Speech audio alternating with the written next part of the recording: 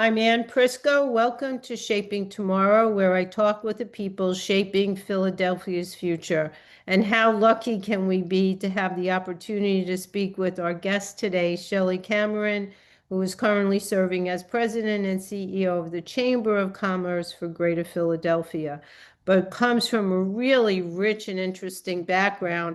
And so I really look forward to delving into what some of the lessons learned in her career and the challenges she's facing in this very large chamber that she's now overseeing. So thank you, Chellie. Thanks for joining us today. Oh, Dr. Prisco, it's an absolute pleasure to be here with you. Thank you for having me. So just to give a couple of kudos about your past, right? Right before, and I got to know you when I came to Philly, because you were actually the CEO of the Philadelphia International Airport. And you've also served as an active duty officer in the U.S. Air Force. So I had so much to learn from you. I too am not from Philadelphia, so having the opportunity to sort of learn what is it like to try and become part of this community. And I think we both agree it's wonderful and gritty, and we love every piece of it, and it's all wonderful and challenging at the same time. So, when I got here, I didn't realize, as much as I've been in higher ed, that there were 14 higher ed institutions just in Philadelphia, let alone the greater Philly area. And so that now this town is kind of known as Eds and Meds, right? And that's a big portion of sort of what you're challenged to think about. And in addition to all the other sectors you have to serve at a chamber, I really appreciate the chamber's role in thinking about education's role in the educational pipeline, the employment pipeline, the health of a city, right? So one of the things that I would love for you to talk about to kick off, because I am a higher ed person and I love to always ask people like, how'd you end up at Notre Dame and why'd you go to Notre Dame? Oh, that's a story that actually it's great to remember. So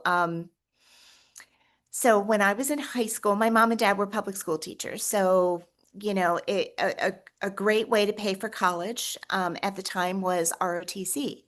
And so I went after ROTC scholarships and I needed to find a university that had an ROTC program so I could use the scholarship if I was lucky enough to be accepted there. So that kind of was how I narrowed in on a set of universities. But in my junior year, when I was 16, my grandfather passed away suddenly of a heart attack. And he had worked for, I don't know, 40 years at US Steel as a millwright. And I was very close to my grandfather and my grandma. They were my mom's parents. And when he passed away, I remembered thinking that I wanted to do something that would make him proud of me. And he was a member, they were immigrants from Czechoslovakia, and he was a member of the Notre Dame Club at his parish church. So St. Agnes Notre Dame Club, my pep was a member of, and he used to go on a trip to see a Notre Dame football game every year. And he thought it was the greatest thing in the world that there was a Catholic university in the United States that everybody, or at least almost everybody, cheered for. And so when he passed away and everything was coming together about where I might want to go to school, and I thought, you know what, if I could get into Notre Dame, I know my pap would be proud of me looking down Oh, from what heaven. a great story. And so Wow. when I got in and I got the scholarship that allowed me to pay for it, which was the other important part, I can relate. right? I that it really there was no other choice. That's Wow. the place to go. So I have a related question, and they're both always thinking about how do we speak to high school students about thinking about their life, and how do you even think about what's going to be a good fit for you in higher education, and also this emphasis on a major. So the other thing, if you'd give us a minute, talk to us about, because everyone, especially families and parents, right, are always so concerned about, well, is this major going to lead to a job? And so many of us learn over the course of a lifetime. We're educated and we can move and adjust. So talk a little bit about, what was it, economics and Yeah, so I ended up, there's a little bit more to it than where I ended up. I was a government major with a double minor in philosophy and economics, and it was a special program that Notre Dame had. I actually started out though as a business major. I thought that I wanted to be in business, and it's where I ended up anyway. But I took my first accounting course and I hated it so much that I changed my major. A true story. I had real struggles with relating to what accounting was all about in the real world. So I finished my degree, and again, government, philosophy, and economics. Now I knew I had a job because the Air Force, I had to serve for 4 years after college. So I knew I had a job. And my parents did ask those questions. If I'm true to the story, like, what the heck are you going to do with that when you're done? But when I got into the Air Force, the military, in its infinite wisdom, put me in, you guessed it, finance. So I became a finance and procurement officer in the United States Air Force. So it kind of came full circle. And what I found was that although I struggled to relate to what accounting was all about academically, when I got into the practical application of it, I absolutely loved it. It was a way for me to tell the story of an organization through its numbers and to be able to talk about the health and priorities. And to me, everything boiled down to what happened with those numbers. And so I found that I absolutely loved it. Fast forward, I got an MBA and then a CPA and ended up doing that business career that I thought I would do when I came out of high school, but just took a little bit of a diversion. But if you'll indulge me for just another second, Sure. one of the things about Notre Dame, and I don't know about Holy Family, so you have to help me, but we were required to take two philosophy courses and two theology courses to graduate. And what I found, and one of the reasons that I loved the minor in philosophy was it taught me how to think, how to ask questions, how to think about things in different ways.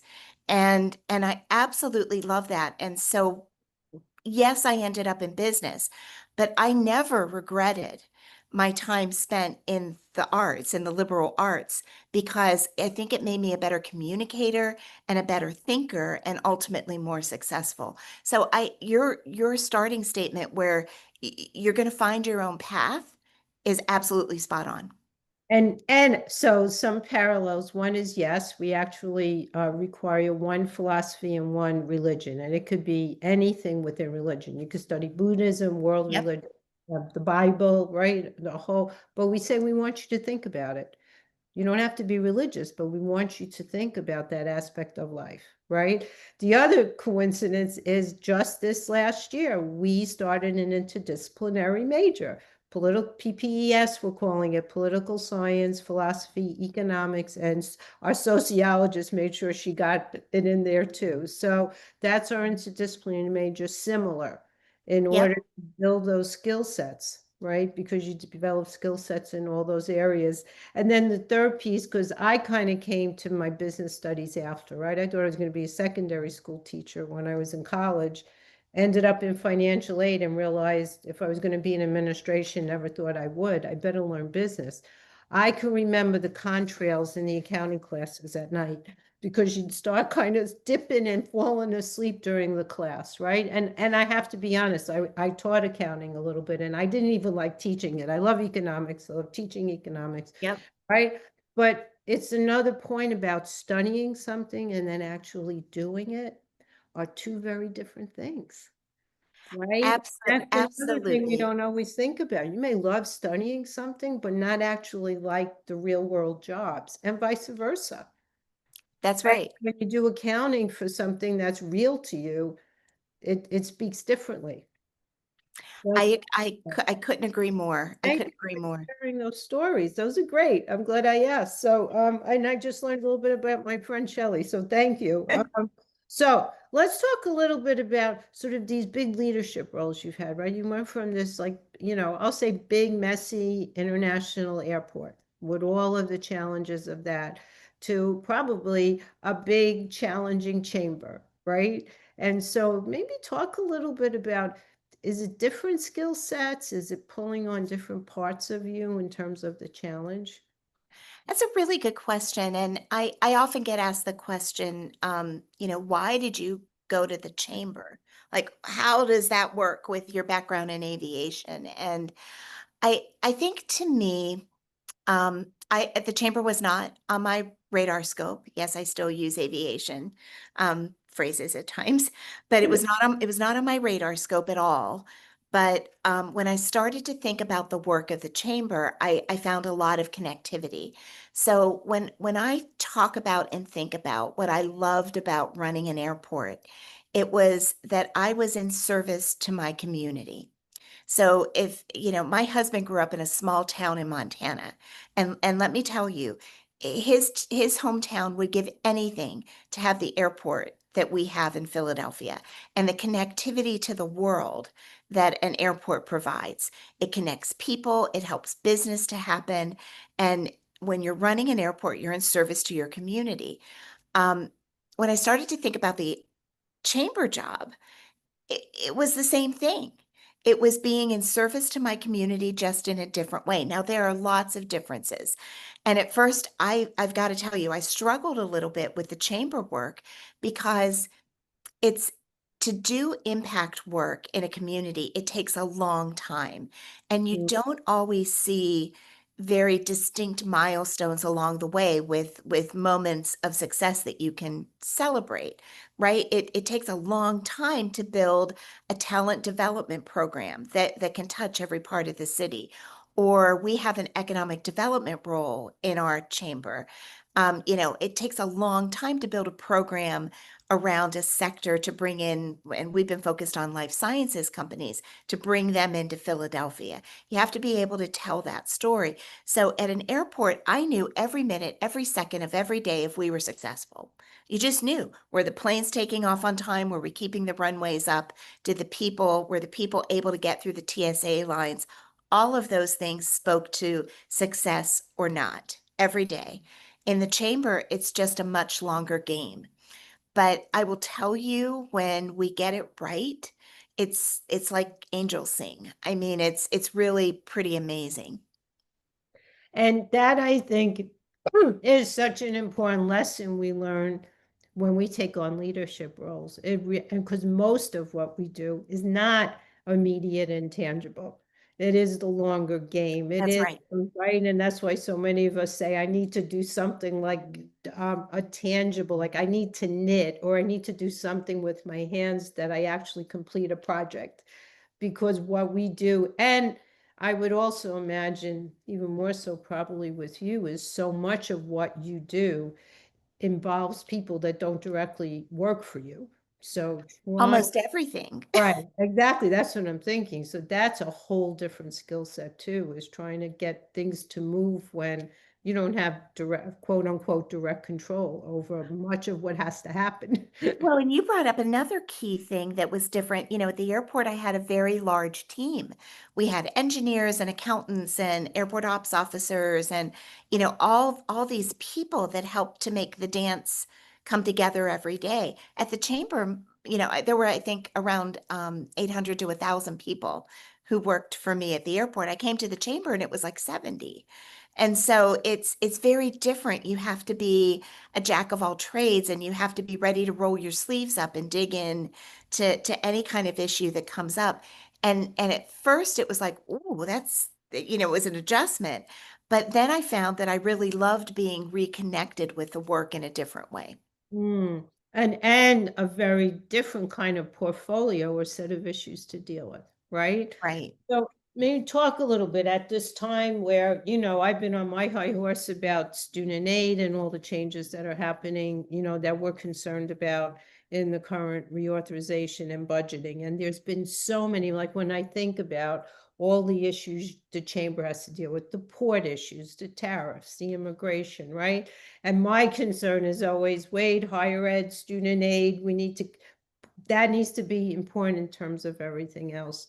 So when you think about, how you pull sectors together, and we are known as this town of eds and meds, but sort of what do you see in terms of emerging industry and workforce needs? Because we are hearing a lot about the concern about, does higher education really pay? And of course, we still know it does. But I also know that we're facing a sector where we need a lot of technical training and skills. So Yep. those sort of, how have you been thinking about that whole sort of pulling us all together? So that's a really good question, and it's one of the toughest questions that I think we grapple with. Um, but we have some really great partners in this region, and I want to give a shout out to Pew, um, who has helped by funding research with the Brookings Institute to really understand where we should be focused in terms of job creation and business growth and attraction in this region. So what they did, and I'll try to talk about this in a way that I think everybody can relate to, is we first cataloged what is great about Philadelphia. So what are the things that businesses want to see when they're looking for a new place to do business? Or if it's an existing business, what is the environment that they want to be in? So it's lots of different things. It's quality of life. It's the education system, both um, secondary and elementary school as well as higher education. It's things like the business environment, so regulatory requirements and taxes and things like that. But what are the assets that we as Philadelphia have? So we cataloged that. And then we looked at some of the fastest growing sectors in our area and really worldwide. And where was the intersection between what we had to offer and those sectors that we thought would thrive in Philadelphia? We then went a step further with this research and said, okay, look, Philadelphia has a huge poverty rate. And there's a lot of research that's out there with a gentleman, Dr. Raj Chetty, who talks about upward economic mobility.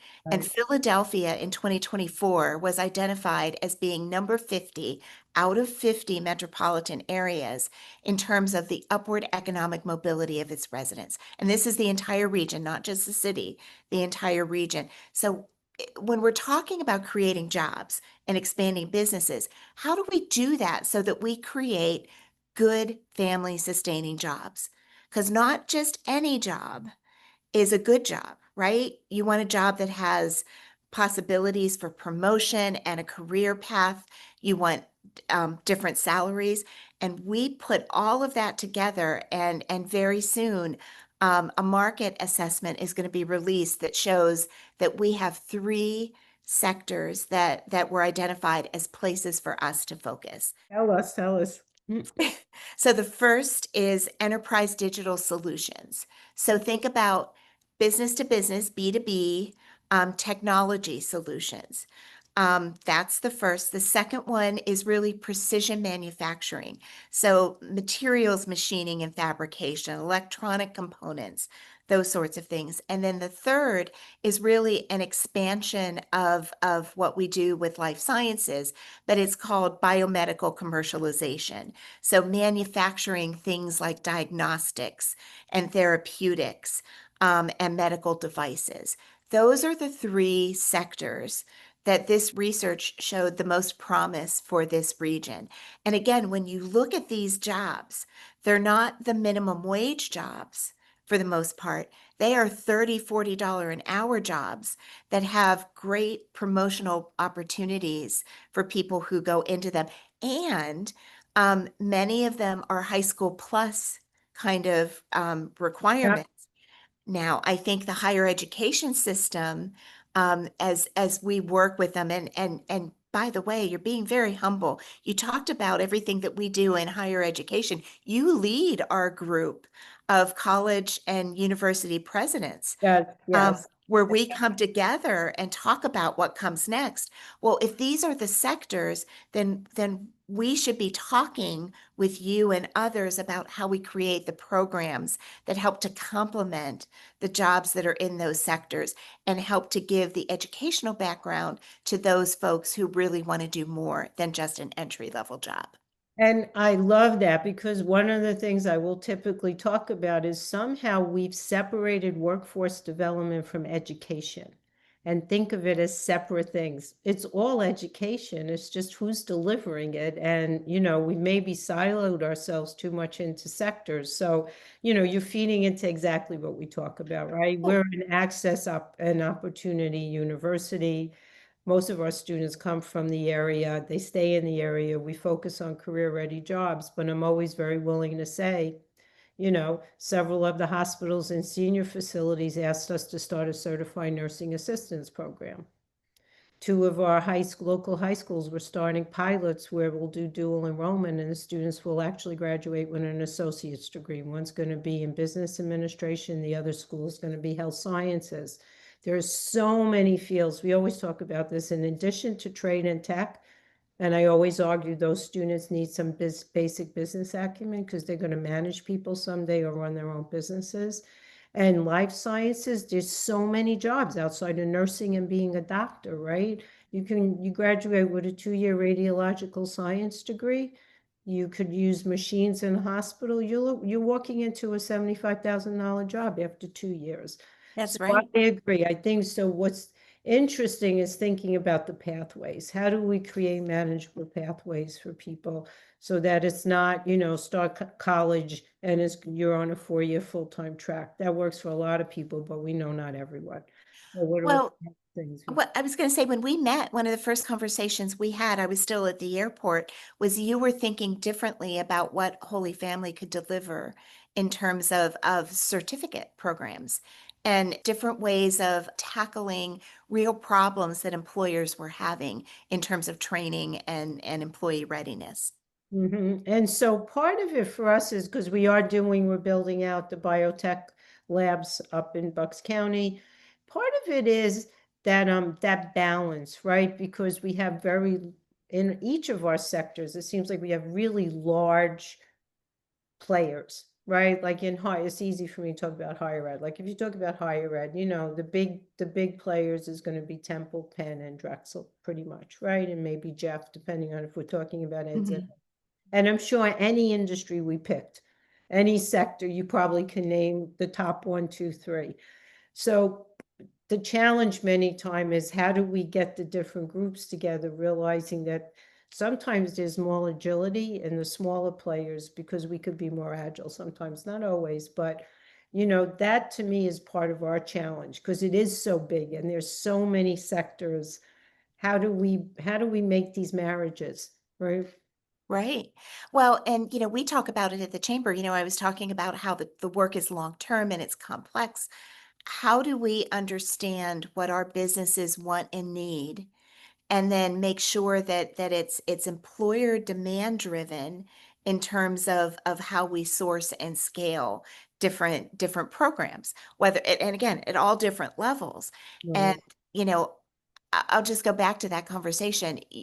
You were the first person that I had talked to from a higher education institution who was really thinking about making sure that the programs were going to do what the employer needed them to do in the ultimate output with the students.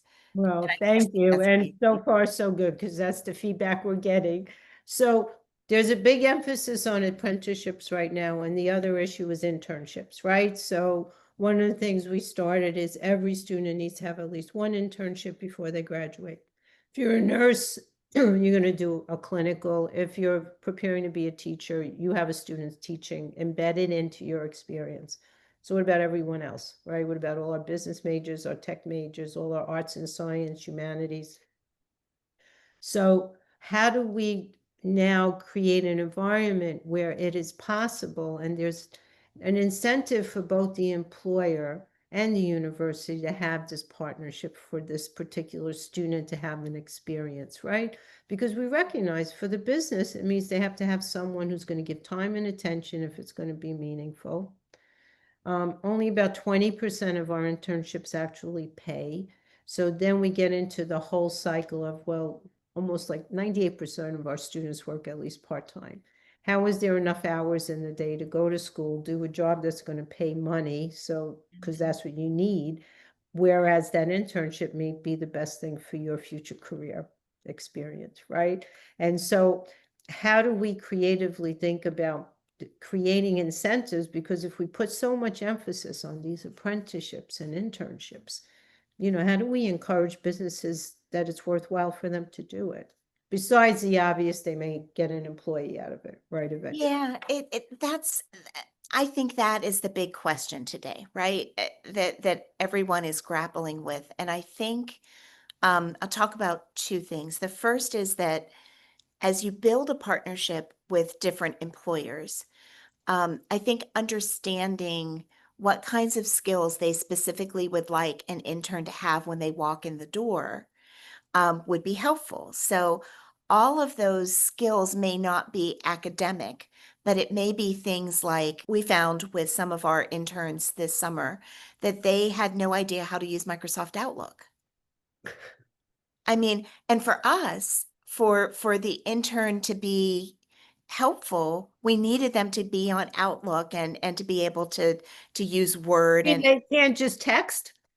no, and Google, we don't just use Gmail and Right. like there's and if you talk to most businesses, we hear that over and over and over again is basic you know computer skills with programs that are really used by the businesses would be helpful. So as an example, That's a um, great example. so, really having those in-depth discussions with organizations that are committing to hiring, because that's what you really want to get to, right?